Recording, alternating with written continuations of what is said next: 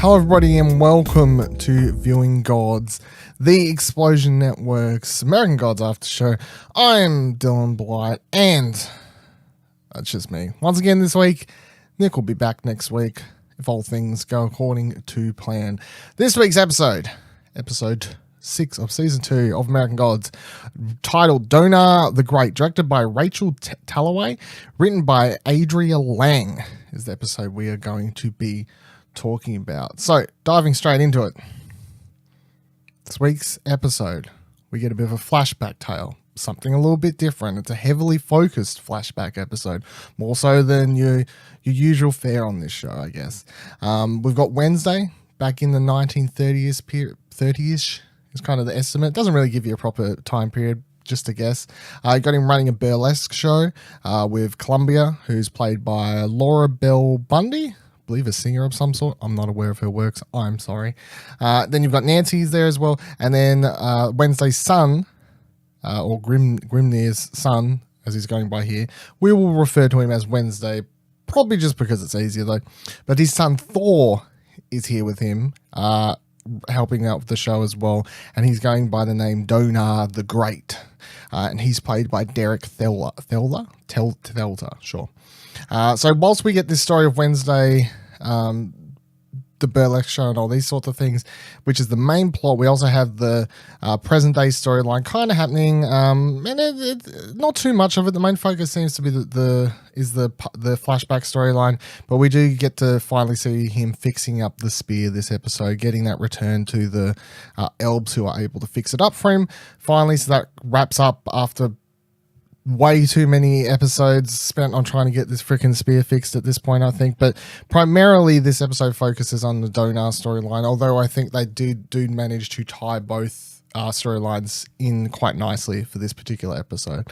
So jumping into the review aspect, I suppose, of this episode. Overall, I thought this is probably the best episode of the season. I know previously I had called out the episode 4, is that the technical boy one? Up until this stage, I'd probably say that was my favorite of the episode because I really enjoyed the questions it was kind of raising about what happens to the gods when they run out of what, technology moves past them, or what these new gods are being brought up with, and what they're actually the gods of are very human-based things, and what happens when the technology or whatever it is moves past them. And this episode kind of brings it up once again when we get to the stuff with Technical Boy in this episode. So that was somewhat interesting. But overall, I thought the script in this episode, for the most part, was the best script that we've had all seasons.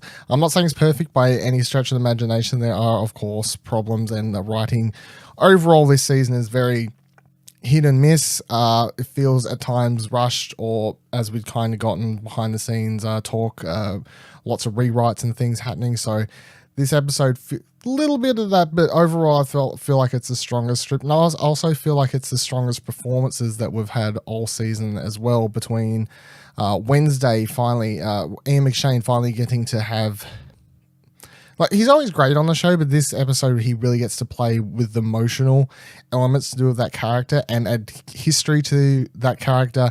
And there's not too much difference between the version of Wednesday or Gungnir that we see in the 1930s period and the version that we're used to in the present day. There's not too much differences, but I believe there's like enough subtlety there that you can tell that although they live for forever, or, very, very long freaking time, he has aged somewhat, and you can tell. So I appreciated that from Ian McShane in this episode. And then also, bunch of all the other characters performed wonderfully in this episode. No one really let it down. I feel, if anything, it's just script problems. But even then, I still feel like the script is probably one of the best we've had. And overall, it was probably the best character building episode, and one of the best character building episodes we've had, solely because we finally get to see Shadow and Wednesday have a fucking conversation that matters and means anything, and Shadow actually get down to business, and they share this wonderful moment. It's actually the background in the video version. It has been all season, obviously, but we finally get to this moment that we see in the trailer. It's probably one of the more emotional and best performances we've had between Wednesday and Shadow, and best pieces we've had for those two characters as well. So that was fantastic as well. And then, although that season 2 so far has had a lot of flailing around, I guess, telling these side stories that I don't feel like matter half the time, or I'm not sure if we're supposed to feel like they matter half the time. And I was just saying before about how it feels like this spear stuff has been going on for freaking forever. This episode's side story, which is the main plot, obviously the flashback sequence to do with Thor, or whatever you want to call him, Donar, it feels necessary to a point because it's adding a lot of characterization and history to Wednesday as a character, and also introducing elements to what can kill gods and what can lead to killing gods. And so it doesn't feel like an unwanted or unnecessary side story. It actually feels like one we did want, and I appreciated that as well. So that's good. And then amongst everything else, as I was just saying before, with Wednesday in this episode, it is the best. He's always a manipulative person, always manipulative character, obviously. We all understand that as the audience, but I feel like in this episode we get a better understanding of him having more than just that, even though that is obviously a core part of his character. We get to see him being manipulative to Thor plus Columbia, and then we also get to see the kind of resemblances that has to what he's been doing with Shadow plus Laura in the present day as well, and how those two things kind of cross over and work together and resemble one another story-wise, and how ultimately he ends up causing the death, playing a part in the death of his son, and you can tell that obviously has a great weight on him and pains him. He's still just such an obsessed kind of character with what's best for him and wanting that power and stuff, that he doesn't really see any, I guess, resemblance with what he's doing in the present day, and doesn't feel bad. I don't know. He's a much more interesting character when you see that he has some sort of humane elements to him, and actually get to see him be upset, I guess, which is a new thing for the character. But yeah, overall, I think this is definitely the best episode of the season we've had thus far. Of course, we've only got two, it's 8 episodes, right? I'm not daydreaming, it's fucking 10, no, it's still 8, right? So it's only 8, 2 more episodes remaining, and maybe one of those could end up being better, but this is definitely going to end up in the top 3 either way, I'd say, for sure, because it's like if the next 2 are fantastic, but we're doubtful, we'll have to see. All right, so let's dive into some story beats and elements from the episode and break them apart a little bit more. And I'm going to stick this whole past storyline flashback sequence, primarily all but the last scene, into one spanning topic here, just so we can all make better sense of it instead of doing it the way the episode does, which is jumping backwards and forwards. So we're never given an exact date, but I'm saying it's roughly 1930s because Nazi Party, A, plus B, when later in the episode we find out when Thor dies, Donar dies, he says 1942, so it's like a few years later. Yeah, it all kind of works out. So we're introduced to Columbia and Donar. They're discussing moving away. I forget which state. I think that was, I don't even remember now. California? I can't remember, sorry.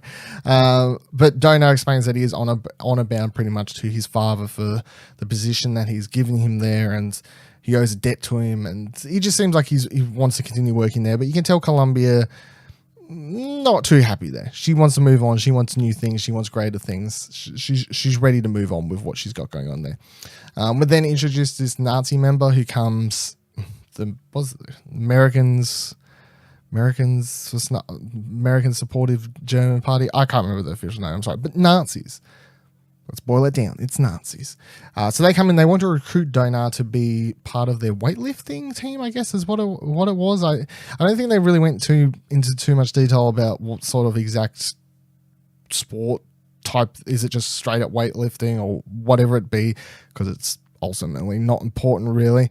And Wednesday, of course, talks his son into agreeing to do it, even though Columbia points out that, hey, it's a Nazi party. Like, why would you want to do that? But this is another thing. Wednesday's just so like, he understands. I'm sure he understands they're bad. in the scheme of like human thing. But in his mind, it's like all humans are the same, I guess. To him, it's like whatever, like prayer or whatever from the good humans in quotation marks versus the bad humans in quotation marks is going to be whatever to him. So I don't think it matters particularly. So he gets his son to agree. Then we get this interesting scene with Technical Boy, which is the first time we've seen pop up in the show since his quote unquote death, of course. And this is a flashback scene. But it's interesting because it seems like he's spending a lot of his time just sitting around in this bar watching Wednesday. And although when Wednesday and him interact, of course, there's this animosity between the two of them, it doesn't seem to be as tense as it is in the present day. So it kind of seems like up until a certain stage, the new gods plus the old gods were somewhat getting along a bit better, I guess. I'm not too sure, but it seems like it's like they obviously don't like each other, and Wednesday's kind of shitting on him a bit, and Technical Boy's like whatever, old man, kind of. You've got that element of it, of course, but the fact that he's kind of just sitting there chilling out, there's no like I'm gonna fucking kill you, which is what would have these days. It doesn't seem like tension's as high, and I suppose it wouldn't be because Wednesday is like running this club and he's still getting he's feeding off everyone there's kind of feeding their prayers off everyone leaving him through this burlesque club that they've got set up. So I guess everyone's happier and kind of running along a lot better than they are in the present day. But Technical Boy loves Columbia. We gather that. Becomes very impressed with Columbia, which comes back into it in a moment, of course.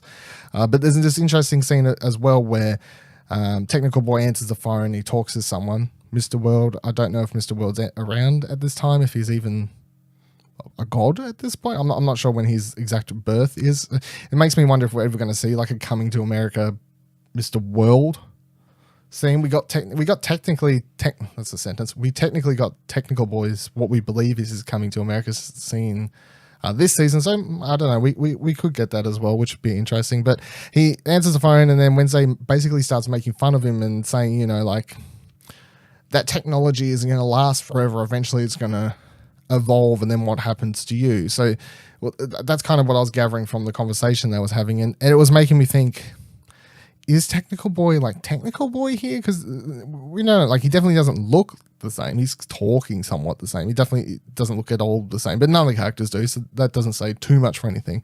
But I was wondering if it's possible that he becomes Technical Boy, I guess, like as the technology's moved along, he eventually evolves into Technology Boy, Technology God, instead of being like whatever he is here, the god of communication, the god of telephones. I don't know, but it's definitely interesting concept, I suppose, especially because we're like theorizing that he could potentially come back in the present day after an upgrade of some sorts to be more relevant again to what is needed in the current day, and possibly that's what's happened to him in the past.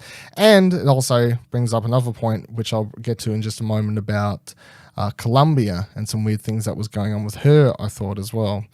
But in between all this, we get to see Donar is winning a whole heap of his competitions, and Columbia's out here doing shows and whatever. Everything seems to be going somewhat happy-dory until the Nazi team asks Donar to basically drop and lose the final match versus, surprise, surprise, the German team. And he isn't down for that. He is not impressed at all and doesn't want to go along with it.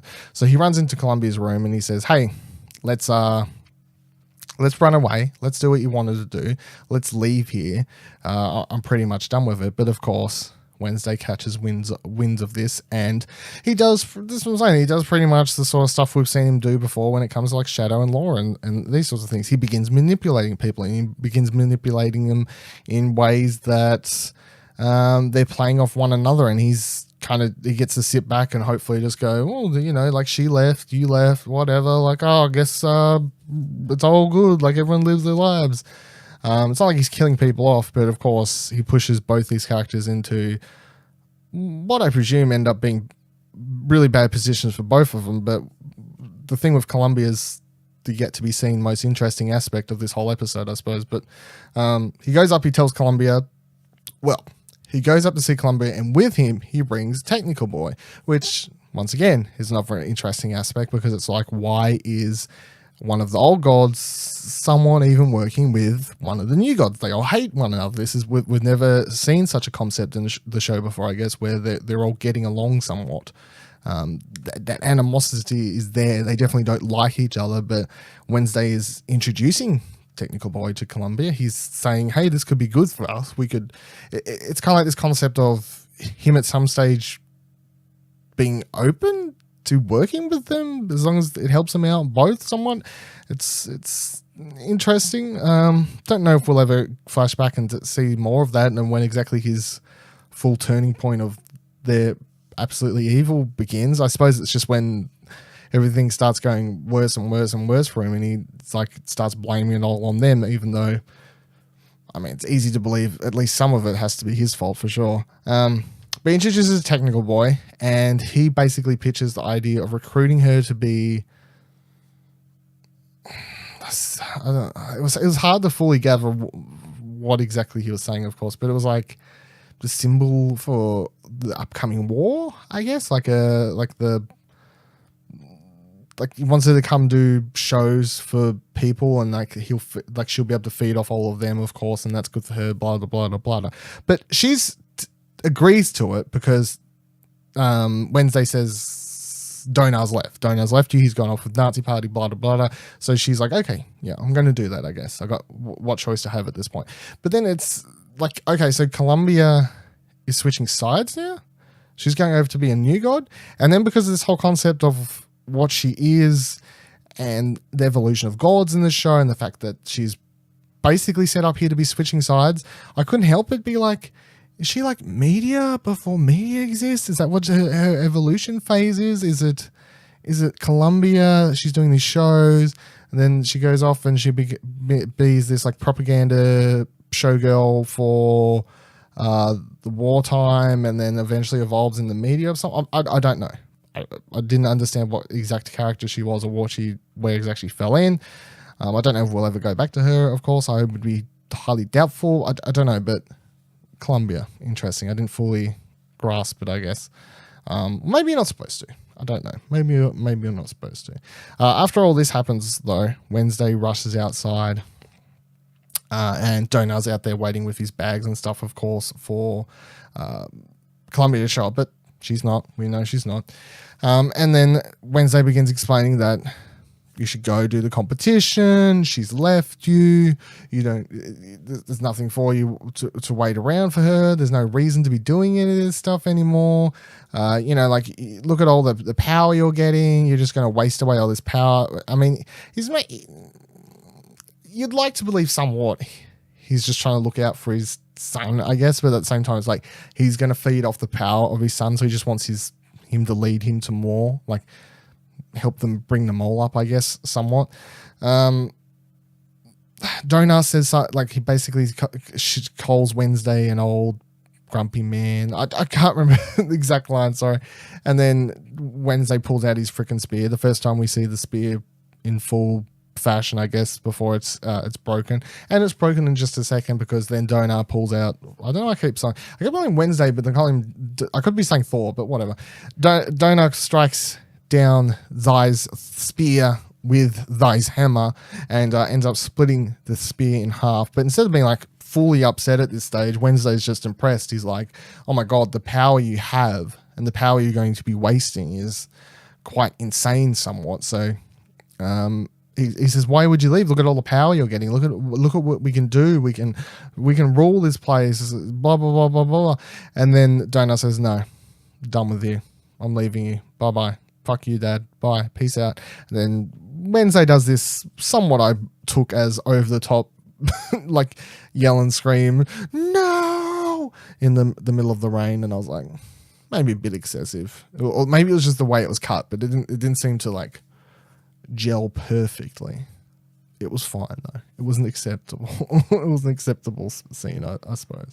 And we'll come back to the last bit of information here, of course, because they finish off Thor's story, Donar's story, somewhat in the present day storyline, which there isn't too much to, and it's more of like it's like if the flashback scene is the primary storyline of this episode, and it's the more serious part of this episode. The flashback, the present day storyline, really, this episode is the more lighthearted. And tonally, it's completely different. It is way more lighthearted than the other stuff that's going on, but it somewhat works. I say somewhat because it is weird how tonally different they are, going backwards and forwards, but because they're such, it's like burlesque 1930s over here, and it switches back and they're in a fucking mall. Because they're like so different places, I suppose, like I didn't seem to have too big of a trouble with how tonally different they seem to be written. It was like they was written by two completely different people, really, but just the way they were put together. So Wednesday and Shadow travel to a mall to get the spear repaired. The runes inside the spear need to be repaired to brought back to its true fashion. And they go to see these new dwarves in here that Wednesday was sent to by insert character's name I've forgotten from the previous episode, which was a wasted 10 minutes trip that was also an annoying part of that episode. But anyway, there's a somewhat interesting discussion at some point in here about how moles are basically going to shit and dying off these days and becoming relics of their own. And this mole was built over the dwarves, I guess, place where they built stuff back in the day. I don't know. Anyway, it was built over something to do with the dwarves. Now the mole was like a relic itself. But then, of course, these days everyone shops online, I guess, and it's like this funny commentary on the fact that no one's really in there. Just a bunch of people sitting around. It's a very empty mole, nothing really much happening. And then Wednesday offers an offhand comment randomly. It's one of these lines it's a line that's thrown in to set up the rest of the episode to do with like his son and everything. And it seems really out of character for Wednesday to at all say, yeah, you remind me of my son sometimes. I'm like, I don't feel like he's never mentioned this or said anything the entire season. It just seemed really off the cuff. And given, of course, this whole episode's about his son, you can just tell it's a line that's forced into for the sake of the episode, but that makes it stand out so much as a line that Wednesday wouldn't actually say. So that was a bit weird. But of course, Shadow grabs onto this line and he's like, better pocket that, remember that for later, bring it up later. And so he does. They go and talk to the dwarves who say that they need, what it basically boils down to is they're like, we need an ancient relic to power ourselves, to be able to treat the spear and fix it. Oh man. And then Wednesday's like, well, okay, what is this relic that we're going to need to be able to get for you? And then this is why this stuff is quite comedic and completely tonally different to the rest of it. They're like, we need the Lou Reed jacket that's for sale in the mall. Yep, that's that's exactly. It's like, really, it's funny. It's funny, but it's just like so tonally different to the more serious parts of it. So they find the jacket. It's for sale for $7,000. Of course, they're not buying the jacket. They've also got Shadow. He's a con man. Let's all work it out together. Well, Wednesday's a fucking con man too. Let's be honest. They're both con men. So the two con men pull off a rather well put together and put together by them as characters, and also well put together by the director and the writer as well, I thought, because it was rather funny. It was good to see them all play off together. It was good to see Wednesday dress up in this priest or whatever outfit and go in there and say he's going to buy it, and he's buying it with these fake dollar bills or whatever, $100 bills, I guess. And then Shadow comes in with two guys. I don't know if they were real security or they did pay off people to pretend to be with them. I didn't understand that part, but I don't think it really matters in the long term of it. Comes in and then they're like, oh, the notes these are fake. And then when the guy asks, oh, well, the jacket back, he's wearing the jacket at this stage. He's like, no, we need the jacket for police purposes or whatever. Here's my card. You can come down and collect it later. Of course, it's not going to come down and collect it later. They've already taken the jacket downstairs to the dwarves at this point. But before they head on down to the dwarves, they stop off in a random, it seemed like a closet or like some storage room of some sorts, because it's just filled with mannequins all around him and stuff. And they're just going to sit in there until the mall closes, and then they can just take the jacket out to the dwarves without getting caught by anyone, of course. And this is where we get probably one of the best scenes in the entire show so far, I thought, to be honest. Even season one, when it comes to character stuff, especially between Wednesday and Shadow, of which we get pretty much fucking nothing. This is pretty much the top of the jar this top of everything we've had so far. And I'm not saying it's like a standout amazing scene compared to the other shows or anything, but in this show, this is the best we've kind of had so far, and I appreciated it. So we get Wednesday still handcuffs. He asks for him to be undone. Shadow says, no, sit the hell down. You're going to answer some questions for me. Instead of asking questions about the kind of questions he's asked before, which he knows at this stage, I guess he's not going to get answers for, he asks him about his son, of course, which he brought up just before. And then Wednesday begins talking about it a little bit, but it's the way he begins talking about it. And it's, I guess it's the fact that he even begins answering the question, which I was somewhat surprised at, because I'm used to Wednesday just shutting down Shadow of every question. And he does start giving a few answers before being like, and he doesn't say, no, we're moving on. Just, he doesn't get angry or anything. He's just like, you can tell he's getting somewhat upset by it, which is interesting for that character, and then just asks to drop the conversation. And I think Shadow can also tell that he's getting somewhat upset by the conversation, because of course, later when they're in the car after leaving this place towards the end of the episode, Shadow begins apologizing because he must feel bad because he thought that Wednesday was probably upset.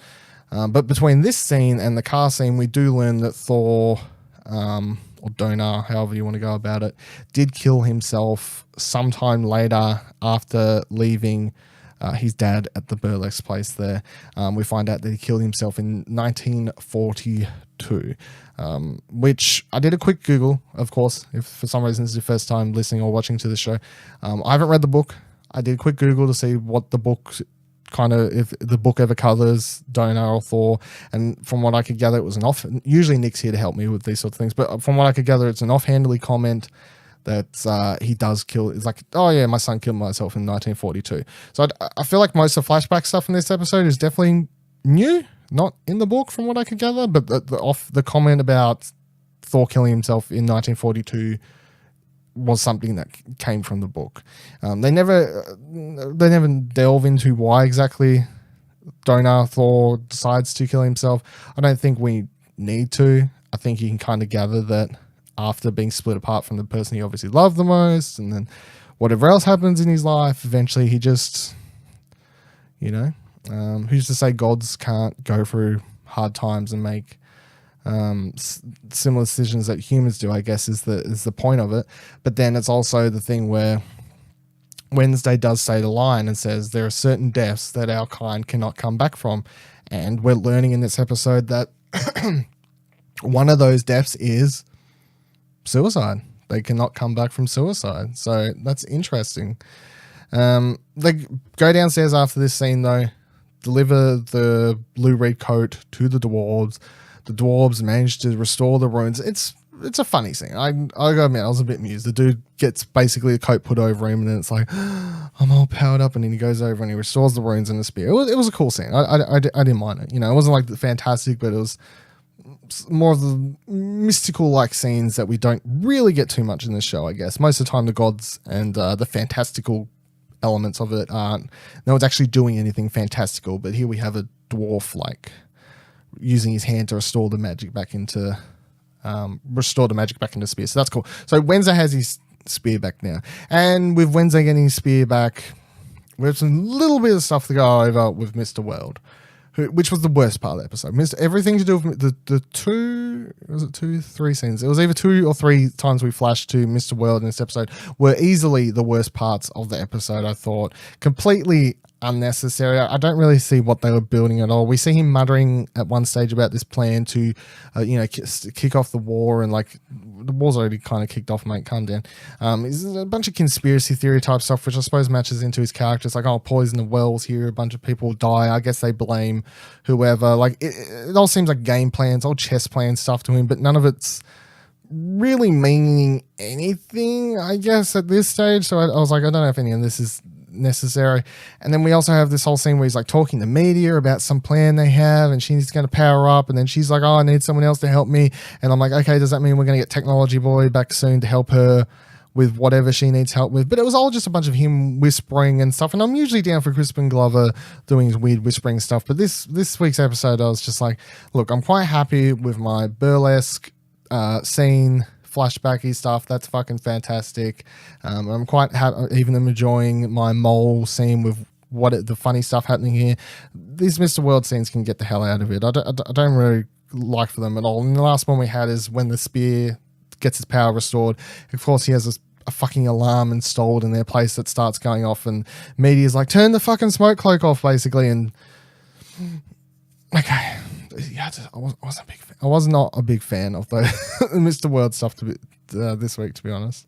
And then in the last scene, it's like it was a really sad ending to the episode. We cut back to Wednesday, who's in that club in the 1930s or whatever exact date it is, and it's like this complete 180 shift from the start of the episode, because the episode starts with this, of course, fantastical musical number with Ian McShane out there really doing this great musical performance, and it's your typical kind of burlesque, like, yeah, it's a show and you got the girls in the back all singing and whatever. It's like, it's entertaining, it's high, it's full of excitement, and then the ending song is this sad, somber thing, because I don't know if we're supposed to believe it's straight after what happened last time we saw him, or if we're supposed to believe this is after we found out that Thor killed himself and he's still running the club in 1942 or whatever. We don't really know. I don't think it's really important, because it is just this closing, and it's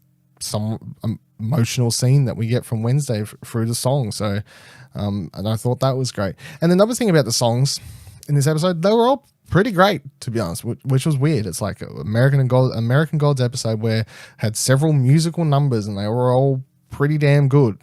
So we got all the show pieces. We got the opening piece with Ian McShane, that was great. We got the performance that Donar was doing, where he's getting lifted up and all these sorts of things, and that was great. And then come backstage straight after that, there's a funny bit where the guy goes to grab his hammer, and it's like a little in-joke, because of course the guy can't lift Thor's hammer, only Thor can.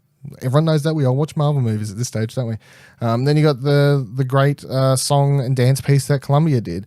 That was great. And then this closing 30-second piece, or whatever it was, minute-long piece that Ian McShane did to cap off the episode and completely like switch the tone. That was also great. So I'm like, I don't want every episode to be a musical, of course, but I was like, damn, really, you did well, all things considered. Okay, so that is this week's episode of Viewing Gods, talking about this week's episode of American Gods called Donar The Great. Next week's episode is, I believe I've had slightly spoiled. I'm going to put that out here now. I'm going to go over it again next week, of course, a little bit, but it seems to have leaked, and I seem to have come across something I didn't really want to, but nonetheless, these be the breaks sometimes, the way the internet exists. Don't forget to tell us what you thought of this week's episode. You can do that over in the comments down below if you're on YouTube, or tweet at any of the following links I'm about to give you to tell us what you thought of this episode of American Gods. Thank you for joining us. And by us, I mean me. I'm just used to saying us. I'm sorry. Can't get over it. Thank you for joining me, Dylan Blight, on this week's episode of Viewing Gods. You can follow me on Twitter at Vivaladil, Vivaladil. You can go over to our Discord to talk to myself and or Nick, explosionnetwork.com/Discord. You can watch this show on YouTube, youtube.com/Explosion or listen to it on Apple Podcasts, Spotify, or whatever other podcasting service you'd like. Just search for Viewing Gods. Or, of course, find this show, plus much more great content, including our movie and TV podcast, What Do You Want to Watch, at explosionnetwork.com, of which this is a production of. You can follow the Explosion Network on Twitter at ExplosionPod as well. Until next week, don't forget 2 weeks left. And also don't forget that if you're a fan of American Gods, we have the first episode up right now of a show, South of King's Landing, where me and Ash cover everything about the first episode of the last season of Game of Thrones. So check that one out as well if you're into your Game of Throneses. Until next week, bye-bye.